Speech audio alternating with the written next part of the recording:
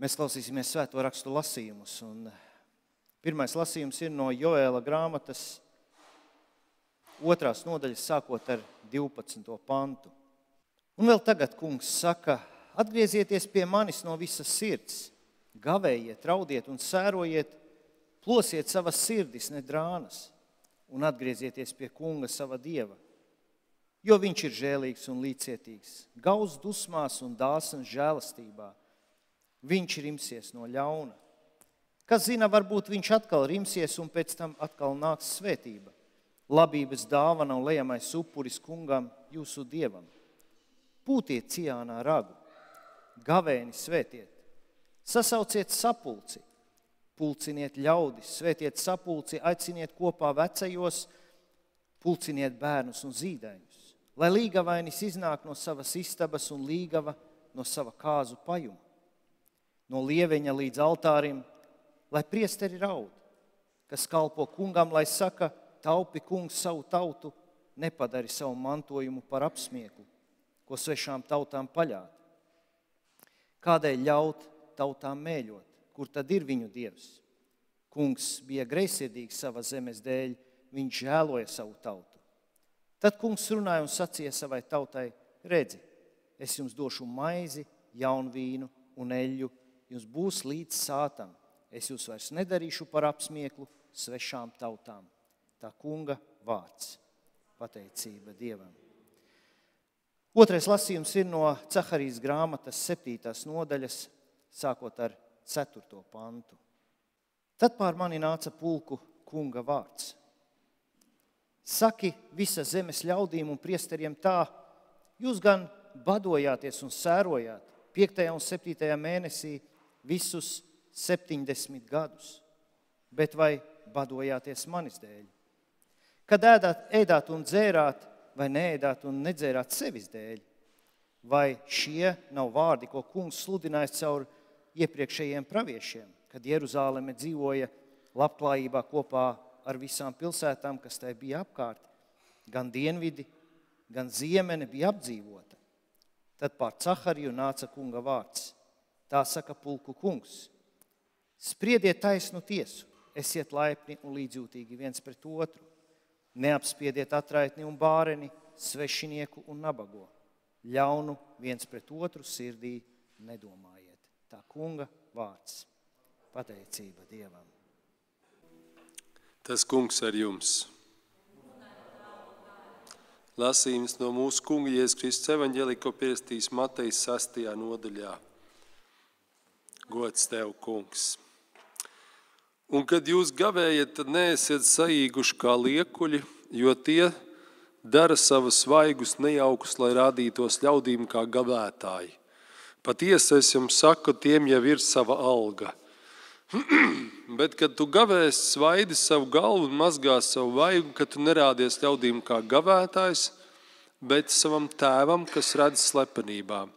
Un tavs tēvs, kas redz slepenībā, tev to atmaksās. Nekrājiet sev mantas uz zemes, kur kodas un rūstās maitā un kur zagļi roku un zog, bet krājiet sev mantas debesīs, kur ne kodas nerūstās nemaitā un kur zagļi neroku un nezog, jo kur ir tava manta, tur būs arī tavas sirds. Tā kunga evaņģēlijs. Slava tev, Kristu. Lūksim. Devis Tēvs, mēs pateicamies, kungs, par tavu žēlstību, ka varam nākt kopā un arī šodien pieminēt pelnu trešdienu. Atcerēties, ka mēs vien esam pīšļi, un par pīšļiem atkal mums būs jāpārtop šeit zemes dzīvē. Bet, kungs, ka gars ir no tevis dots, un ka gars dosies pie tevis debesīs. Un dod, ka mēs varam, kungs, caur šiem vārdiem šodien, caur šo uzrunu, caur tavu vārdu, kungs, kādas lietas paņem priekš sevis, kā mēs varam tev tuvoties, kā mūsu gars, kungs, mūsu dvēseli var tev tuvoties, lai tad, kad mūsu laiks aiziet šajā zemes dzīvē, mēs varam mierīgi pacelties pie tevis debesīs, jo mēs tevi pazīstam un tu mūs. Svētī mūs uz to Jēzus vārdā. Amen. Šodienas uzruna būs par šo Mateja evaņģēlijas 8. nodaļu, un īpaši es runāšu par dažādiem gavēņiem, kādi mēs redzam, kāda ir Bībelē. Viena liela daļa no tās par ko es runāšu, es ņēmu no katoļiem tāds izdevums ir Nāc, un tur mūsu tepat Saldus priesteris Valds Drīksns baigi forši bija aprakstījis, izvilcis dažādas bībeles rakstvietas ar dažādiem gavēņiem, kas bībelē atrodam. Ļoti tā vienkārši bibliski, ļoti korekti. Viens no tādiem mērķiem, ko mēs varētu teikt, kas ir gavēnis, tā ir dvēseles pievēršana Kristum. Mēs diezgan daudz ikdienā dzīvojam miesā. Un miesā, es domāju, mums vajag to, mums vajag šito, un mēs izgājām šodien tiem baušļiem cauri, un katram varbūt bija kādas lietas, ko jūs apzināties, kas ir tieši jūsu lietas, kur varbūt vairāk krītat un tā. Bija arī šī lūkšana pagarāka litānija, kur varēja iziet daudzām lietām cauri. Visām varbūt mums nebija tāds apstiprinājums, jā, to es daru, vai tas ir mana grūtība vai problēma, bet kādām noteikti bija. Bet tātad gavēņa mērķis ir bišķi to miesu tā nolikt malā un mēģināt ļaut Dieva garam dvēselē tuvoties Dievam. Un jā, varbūt tās ieskatīsimies vecajā darībā, kāda veida gavēņi tad bija, jo, ja mēs runājam par gavēni, tas nav tikai tāds tā kā mūsu baznīca ir, vairākas baznīcas uzlikuši šīs 40 dienas, kas bija kā simbols, mēs to bišķi vairāk runāsim jaunā darībā, un arī vecāk, kur daži vīri to tā turēja, bet ka tās dienas var būt ļoti dažādas un gavēt var jebkurā laikā, un ir dažādi veidi, kā to darīt, tieši tādā ilguma ziņā un tādas motivācijas ziņā, par to šodien vairāk. Tātad gavēnis var būt viena diena, vai pat pusdiena, varbūt kāds svarīgs lēmums jāpieņem dienas otrā pusē, un ir tāda sajūta, vajag ne tikai tā lūgties, varbūt tādā lūkšana noskaņā, par ko var paņemt gavēni līdzās. Un gavēns var būt tad līdz pat 40 dienām.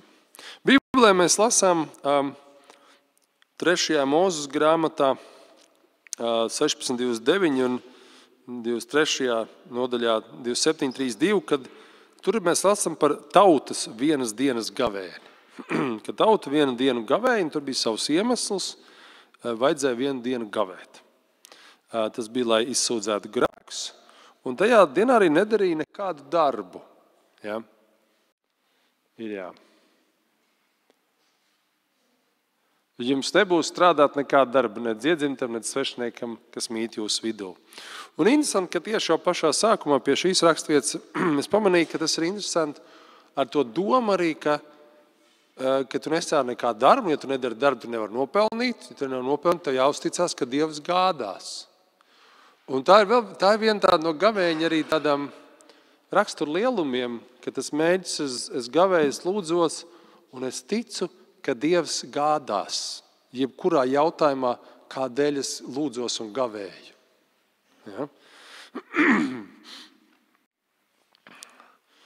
2. Mūzes 3.8, 28. pants, 2. Mūzes 3.8, 28. pants, 40 dienu gavēni mūzumu, pirms viņš saņem plāksnes. Tur augšā viņš bija, ja? Kalnā pie Dieva. Tas ir tas, ko mēs redzam, tas lielais.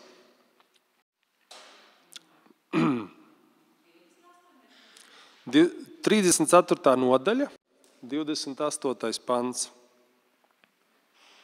Tā man te rakstīts. Jā, ja var redzēt, jā, viņš tur paziņš. Un viņš tur bija pie tā kunga 40 dienas, 40 naktis, maizi viņš neēd, ūdeni nedzēra, viņš uzrakstīja uz akmens plāksnēm derības vārdus, 10 vārdus, 10 plāksnes, 10 vārdus.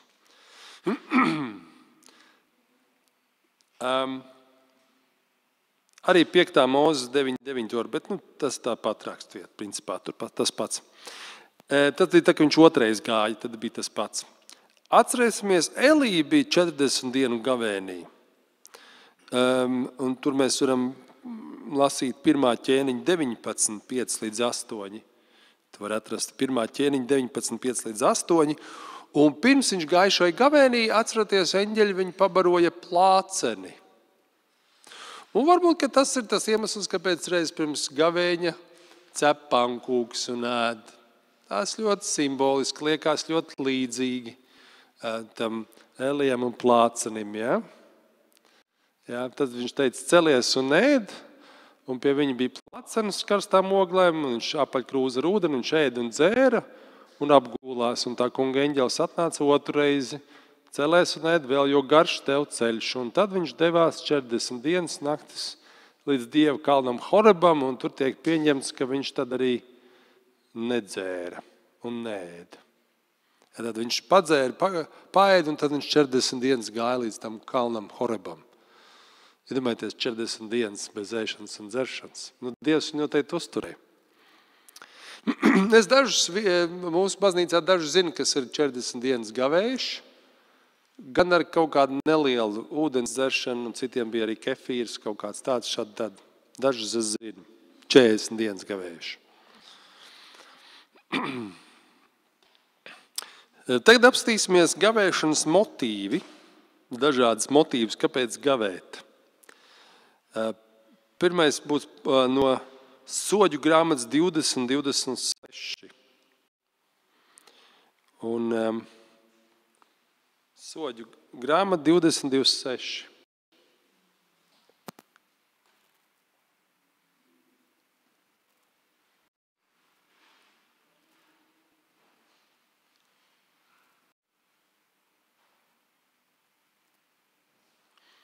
Tad visi Izraēla bērni, visi Izraēla karavīri devās augšup uz Bēteli un vaimanāja un palika tā kunga priekšā. Viņi gavēja arī dienā līdz vakaram un nesa dedzināmos upurus, kājumos pateicības upurus tā kunga priekšā. Tur tā ideja bija, ka viņiem bija bēdas un sēras, un tad viņi gavēja. Tāpat tās 2. Samuēla 12:16-18. Tas bija tad, kad Dāvids grēkoja. 2. Samuēla 12:16-18.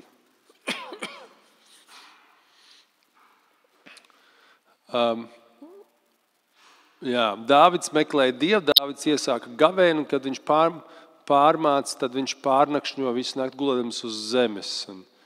Un tad viņš nevēlējās ne ēst, ne maizi kopā ar tiem tur 17. beigās, un 7. dienā šis bērns nomira. Atcerēsimies, tas bija tas bērns no Batsebas, kur viņš grēkoja ar Ūriju, un tad no Batseba palika stāvoklī. Un tad viņš bēdās, sērās patiesībā par saviem grēkiem, un arī viņš lūdzās Dievu žēlastību, lai Dievs apžēlojas par to, ko viņš ir sagrēkojis. Tam bērnam bija jānomirst, bet šī bērna nomiršana parādīja viņam tādu žēlastību, ka bērns gan nomira, bet Dāvidam vairs nav nekāds citāds sots jāizcieš. Tā kā arī tādos mirkļos cilvēki var gavēt, kad ir kaut kādas, kad tu apzinājies, ka tu esi grēku darījis un lūdz Dievam piedošanu. Tā ir, es vēl uz priekšu par to vēl runāšu, bet tad gavēns vienkārši pastiprina lūkšanu, citiem vārdiem, kungs, esi man žēlīgs. Jā. Kad tu parādi, kad es nopietni to domāju, kungs, es nožēloju to, ko es esmu darījis, vai es esmu aplam darījis. Ezras, vēl bija Daniela 9:3. Daniela 9:3. Izlūgties gaismu skaidrību no Dieva.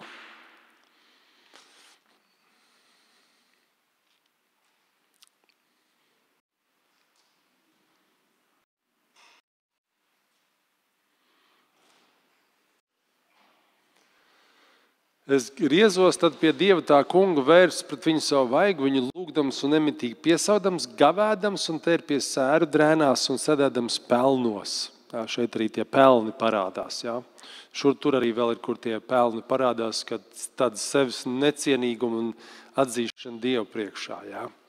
Dievs grib izlūgties Daniels grib izlūgties Dievu skaidrību, Dievu gudrību par tālāko. Jā.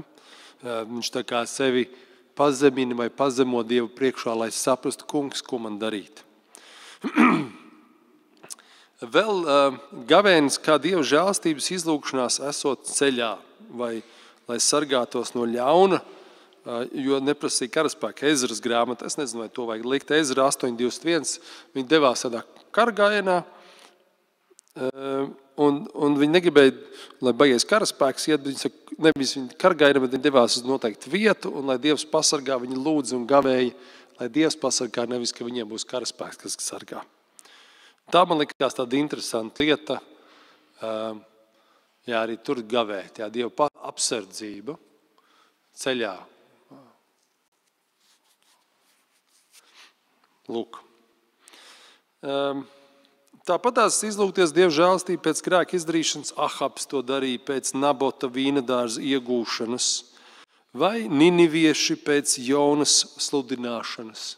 Atcerieties, Jonas sludināja Ninivē, un viņi visi gavēja apģērbās maisos un bārstīja pelnus uz galvas un tā tālāk. Vienādi sakot, bija šajā gavēņa stāvoklī, kungs, esi man žēlīgs. Citiem vārdiem to tā varbūt savalkot kopā, gavēns kā tāda pazemošanās, lūkšanas, grēku nožēlas izpausme, arī Dieva žēlastības izlūkšanās. Tāds aspekts es noteikti gribēju tai gavēšanā izsvērt, un gavēns tā pārsvarā ir atsacīšanās no kāda ēdiena. Varbūt pilnīgi atsacīšanās no ēdiena uz kādu īsāku laiku, vai atsacīšanās no kādiem konkrētiem ēdieniem, lai tā kā ir kādi, kas gavē trešdienās, piekdienās no gaļas neēdot, un citi varbūt no saldumiem, vēl kaut ko, un tajā vietā pievēršot savu uzmanību Dievam vairāk. Atcerēsimies jaunās darības gavēņu piemēru, kur ir Jēzus 40 dienas gavēja pirms uzsākt kalpošanu, garāk rakstiet Mateja 4, un neskatīsimies. Praviete Anna, kura svētnīcā kalpoja dienu un nakti ar lūkšanām un gavēni. Praviete Anna bija palikusi viena pati, un tad viņa nodeva sevi lūkšanām un tā. Un es līdzīgu Annu es satiku Kandavas draudzē, bija tāda Anniņa, kur ar daudz lūdzās un gavēja. Un ne tik daudz gavēja, bet viņai tik pieticīgi ienākumi bija, ka viņas dzīves liels pusgērns bija. Ja? Bet viņa tā daudz pavadīja laiku lūdzoties un tā. Bet tur arī šis gavēnis parādās. Daži nešķīsti gari iziet tikai ar lūkšanu un gavēšanu. Atcerēsimies, kad mācekļi prasa, kāpēc viņi nevarēja izdzīt. Daži sugas ar lūkšanu un gavēšanu iziet. Tur arī gavēšana tiek pieminēta. Kad izvēlas kalpotājus, tad lūdz un gavē. Apostoļu darbu 13.2. Arī tur parādās gavēnis. Es iedomājos, Mareka, mums par padomēm un pārvaldēm. Tur ir vērts piedomāt šito. Man ienāca prātā, kad es šito, vai ne? Palūgt un pagavēt, kungs, kādi cilvēki tur būtu. Īpaši, kad ir izaicinājumi kādā draudzē. Apostols Pāvils gavēja, mēs to lasām 2. Korintiešu 11.27. Tas tāds neliels ieskats, kur vecā darībā un jaunā darībā mēs redzam šos gavēšanas momentus dažādos, arī dažādas motīvus. Un mēs nezinām, kur Dievs mūs ievedīs šajā gavēnī, kas būs tās lietas, kurām mums jāiet cauri. Man ir tāda pārliecība, ka Dievs mums iedod kaut kādas grūtības vai kaut kam iet cauri gavēnī. Un ir kādas lietas, kuras gavēnī ieejot, mums ir grūtības, un pēc gavēņa mums viņas kaut kā atrisinās. Un ka mēs varam par to domāt, kas tas ir, un kādā mirklī mēs arī gavējam, dažādos veidos varbūt mēs gribam tā konsekventi kādas dienas ņemt un gavēt. Varbūt tas būs kaut kāda no mirkļa uz mirkli, kad mums ir kaut kādi jautājumi, lēmumi vai kaut kas cits jāpieņem. Ka jebkāds veids, kā mēs gribam vairāk tuvoties Dievam ar to, ka mēs gribam lūgties un gavēt. Un šeit tas svarīgais, man liekas, pagrieziena punkts nevis, ka mēs to izdaram ar to savu darīšanu, ka mēs darām, ka mēs lūdzam un gavējam. Bet ka mēs vienkārši caur to parādam Dievam mūsu pazemīgo attieksmi. Tas, man liekas, svarīgi. Ka es gribu, kungs, es gribu tavu gudrība, man vajag tavs atbalsts, man vajag, ko tad mums vajag no Dieva? Ka šī lūkšana un tāda pastiprinājums ar gavēni iedod to mūsu alkas pēc tā vajadzība. Es to varētu salīdzināt tā kā mazi bērni, kuri kaut ko grib no vecākiem.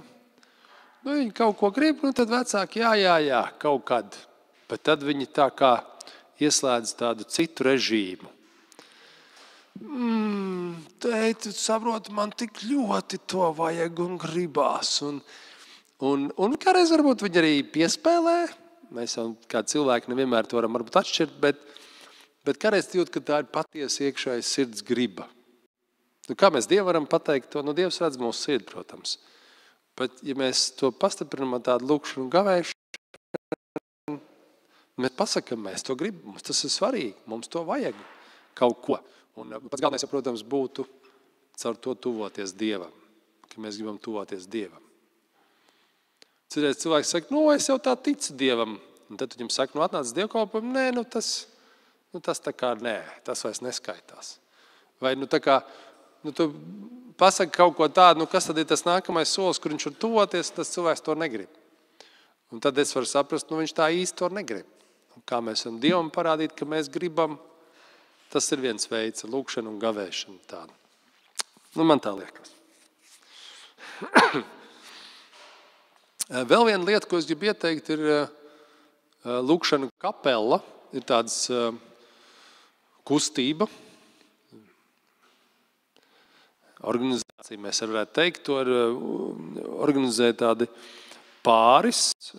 Pamatā vadītāji tur ir Ieva Kārkla, viņa ir Raunas Lutrāņu baznīcā, un viņas vīrs Varis, viņš arī nāk lektoru kursos mums, un viņa tā Ieva organizē tādu lūkšanu kapela, kur katru piekdienu būs lūkšana palīgs, kur var lūgties par dažādām tēmām.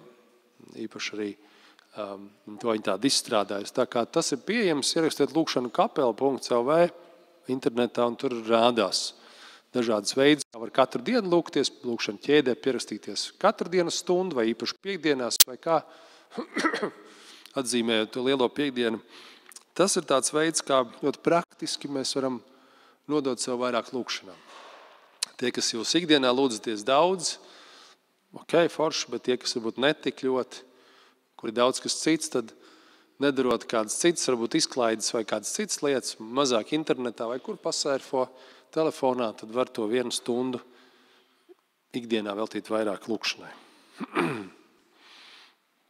Tālāk mēs šajā rakstvietā, tagad es pāriešu no gavēņa pie tālāk, kas šeit Mateja 16, tālāk ir teikts, nekrājiet sev mantas virs zemes, kur kodas un rūstās maitā un kur zagļi rok un zog, bet krājiet mantas debesīs, kur ne kodas ne rūstās nemaitā un kur zagļi nerok un nezog. Jo kur ir tev manta, tur būs arī tavas sirds.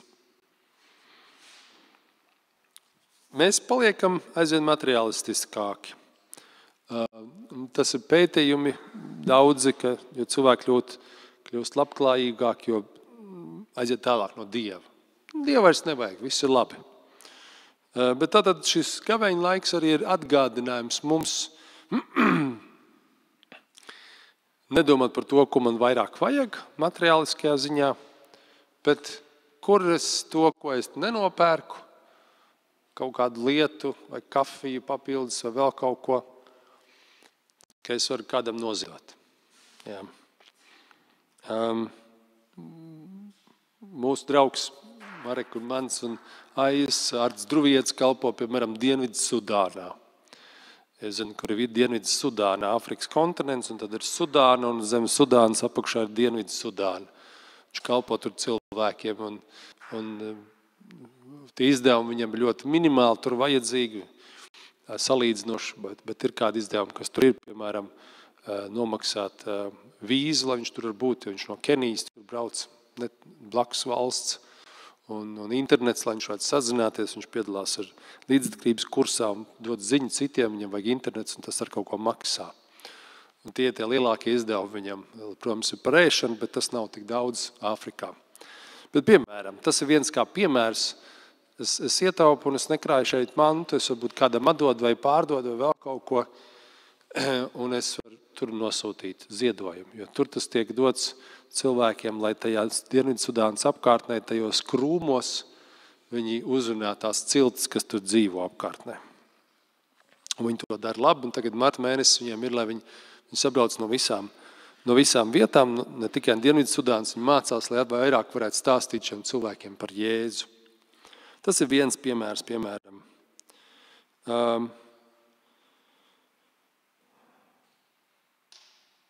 Jā. Padomā, kas tas ir, ko var ikdienā nedarīt, lai būtu vairāk laika kalpošanai vai misijai. Tikai neņem to uz ģimenes laiku, bet ko citu, varbūt kaut ko mazāk strādā, mazāk izdara kaut kur citur, bet vairāk ziedot Dievam šo laiku. Varbūt tā ir kāda kalpošana, kas mums draudzē ir vajadzīga. Varbūt tas ir palīdzēt kaimiņam, varbūt kādam bērnu pieskatīt. Tas arī ir kaut kas, kur tu aizliedz sevi un tu nedomā par sevi un savu labklājību, labumu, strādādams vai vēl vairāk nopelnīdams, bet ka tu to atdod Dievam, Dievs tev rādīs, kur tu vari to ielikt šo laiku un būt noderīgs.